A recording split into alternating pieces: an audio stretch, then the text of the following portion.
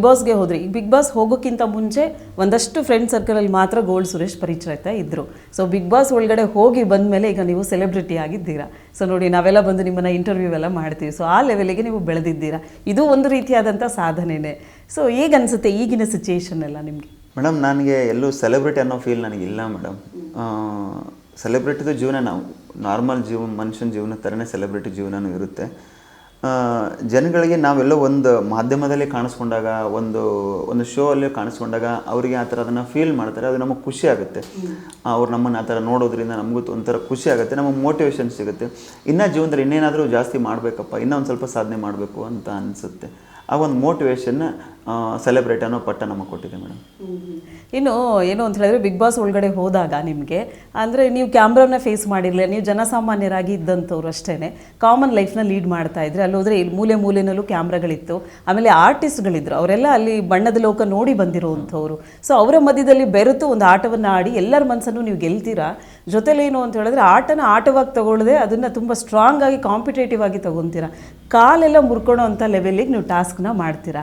So ಎಲ್ಲ ಒಂದು ಕಡೆ ನಿಮ್ಗೆ ಅನ್ನಿಸ್ಲಿಲ್ವಾ, ಇಷ್ಟೊಂದೆಲ್ಲ ನಾನು ಇನ್ವಾಲ್ವ್ಮೆಂಟ್ ಆಗಿ ಮಾಡ್ಕೋಬೇಕಿತ್ತ, ಅಂದರೆ ಅಷ್ಟು ಪೆಟ್ಟೆಲ್ಲ ಮಾಡ್ಕೊಳ್ಳೋದಿತ್ತ ಅಂತ ನಿಮ್ಗೆ ಅನ್ನಿಸ್ತಾ ಯಾವಾಗಲಾದರೂ? ಮೇಡಮ್, ನಾನೊಬ್ಬ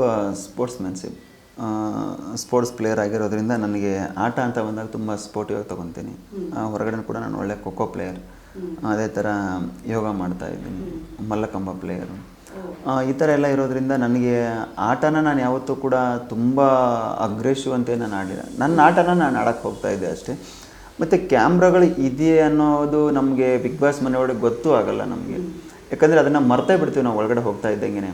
ಯಾವ ಮೂಲೆಯಲ್ಲಿ ಕ್ಯಾಮ್ರಾ ಇದೆ, ಎಲ್ಲಿ ಕ್ಯಾಮ್ರಾ ಇದೆ, ಕ್ಯಾಮ್ರಾ ಮುಂದೆ ಹೋಗಿ ನಾವು ರಿಯಾಕ್ಟ್ ಮಾಡ್ಬೇಕನ್ನೋ ಯಾವತ್ತೂ ಬರ್ತಾ ಇರಲಿಲ್ಲ. ಮತ್ತು ಮನೆಯಲ್ಲಿ ಇರುವಂಥ ಸುಮಾರಷ್ಟು ಜನಕ್ಕೆ ಅದನ್ನು ನಾವು ಮರೆತು ಬಿಡ್ತೀವಿ. ಕ್ಯಾಮ್ರಾ ಇದೆ ಅನ್ನೋದು ಮರಿತೀವಿ, ಮೈಕ್ ಇದೆ ಅನ್ನೋದನ್ನು ಮರಿತೀವಿ. ಆ ಥರ ಮರೆತು ನಾವು ಮಾತಾಡ್ಬೇಕಾದ್ರೆ ನನಗೆ ಹೋಗಬೇಕಾದ್ರೆ ಸ್ವಲ್ಪ ಹೇಳಿದರು, ಕ್ಯಾಮ್ರಾ ಅದನ್ನೇನು ನೋಡೋಕ್ಕೆ ಹೋಗಬೇಡಿ ಜಾಸ್ತಿ, ನೀವು ಅದ್ರ ಬಗ್ಗೆ ಹೋಗಿ ರಿಯಾಕ್ಟ್ ಮಾಡಿಬಿಡಿ, ಕ್ಯಾಮ್ರಾ ಇದೆಯಾ ಅಂತ ನೀವೇನು ಮಾತಾಡೋದಲ್ಲ, ಕ್ಯಾಮ್ರಾ ಇಲ್ಲ ಅಂತ ತಿಳ್ಕೊಂಡಿದ್ದು ಮಾಡಿ, ನೀವು ಕ್ಯಾಮ್ರಾ ಇಲ್ಲ ಅಂತಲೇ ತಿಳ್ಕೊಂಡೆ ನೀವು ಇದು ಮಾಡಿ ಅಂತ ಹೇಳಿದ್ರು. ನಾವು ಯಾವತ್ತೂ ಕೂಡ ಕ್ಯಾಮ್ರಾ ಇದೆ ಅಂತ ನಾನು ಅಂದ್ಕೊಳ್ಳೇ ಇಲ್ಲ ಬಿಗ್ ಬಾಸ್ ಮನೆಯಿಂದ. ಇವಾಗ ಬಂದಮೇಲೆ ನನಗೆ ಆ ಫೀಲ್ ಆಗ್ತಾ ಇದೆ. ಆ ಬಿಗ್ ಬಾಸ್ ಮನೆ, ಆ ಒಂದು ಲೈಟ್ಸು, ನಮಗೆ ಗೊತ್ತಾಗ್ತಾ ಇರೋದು ಒಂದೇ, ಲೈಟ್ಸ್ ಬಿಟ್ಟರೆ, ಬಿಗ್ ಬಾಸ್ ವಾಯ್ಸ್ ಬಿಟ್ಟರೆ ಬೇರೆ ಏನೇನೂ ಬರ್ತಾ ಇರಲಿಲ್ಲ ಅಲ್ಲಿ. ಕ್ಯಾಮ್ರಾ ಇದೆ ಅಂತ ನಾವು ಯಾವತ್ತೂ ಕೂಡ ನಾವು ಅದರ ರಿಯಾಕ್ಟು ಮಾಡೋಕ್ಕೆ ಹೋಗ್ತಾ ಇರಲಿಲ್ಲ. ಅದೊಂಥರ ಒಳ್ಳೆಯ ಎಕ್ಸ್ಪೀರಿಯೆನ್ಸ್ ಮೇಡಮ್. ಹೊಸಬರಿಗೆ ಒಂದು ಅನುಭವಗಳನ್ನ ಕೊಡುತ್ತೆ, ಪಾಠಗಳನ್ನ ಕಲಿಸುತ್ತೆ ಮೇಡಮ್.